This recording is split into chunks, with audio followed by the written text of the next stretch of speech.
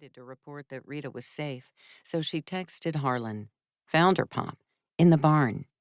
Harlan's reply was quick and heartfelt. Thank God. Do you need me? Kit smiled. She'd always need Harlan and Betsy, but this was about Rita. Give me 5 minutes, then wander in. She'll need you. She slipped her phone into her pocket and studied the now 14-year-old foster child. Rita hadn't moved, but she hadn't told Kit to leave either. You want me to stay or go? Kit asked. Rita shrugged thin shoulders, and Kit took that as assent. Sitting next to Rita on the hay bale, Kit ran a hand over the girl's hair, the same way Harlan had always done to Kit's when she was upset. I'm sorry, Rita whispered. I spoiled the party. You spoiled absolutely nothing. I used to come and hide in here during parties, too. Not on your own birthday. You'd be wrong about that. I spent my 14th birthday in here, too. Rita lifted her head enough to peer through her hair. You did? I did. I can prove it, too. Kit eased to her knees and brushed hay from the edge of the barn wall, smiling sadly when she saw the names carved into the wood. She and Wren had been officially under Harlan and Betsy's care by then, their days of running away a thing of the past. It's not a pretty carving like Pop makes, but it's still here. They'd both been 14. Her sister's 15th birthday had been her last. Rita scooted to the edge of the hay bale and looked where Kit was pointing, her eyes growing wide. Wren McKay, 14, and Katherine Matthews, 14. She met Kit's gaze, the girl's dark eyes red and swollen. You went by Katherine then? I did. Only Pop called me Kit back then, never Katherine. Why not? I don't know. I've never asked. Although she'd wanted to know, too. I figured if he had a reason, he'd have offered it up.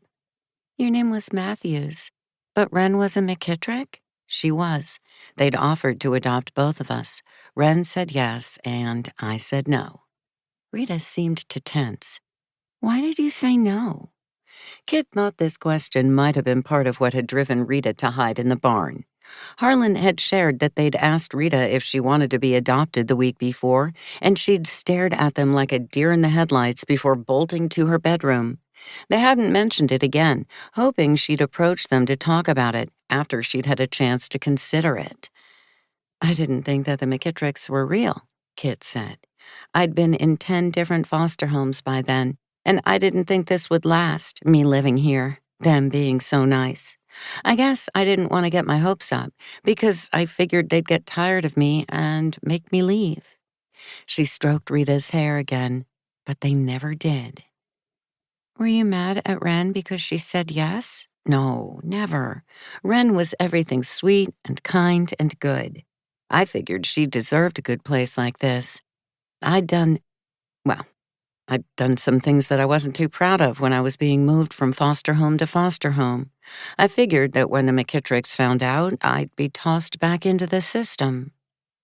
Kit thought that Rita would ask what she'd done, but she didn't. The girl dropped her gaze back to the carved names and traced them with her fingertip. When did you let them adopt you? Rita whispered. A year after Wren died.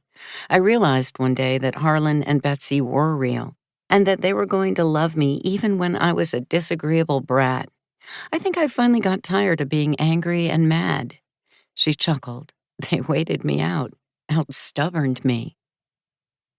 Kit returned to the hay bale, wishing she'd covered it with a blanket first because the hay was pricking her through her jeans.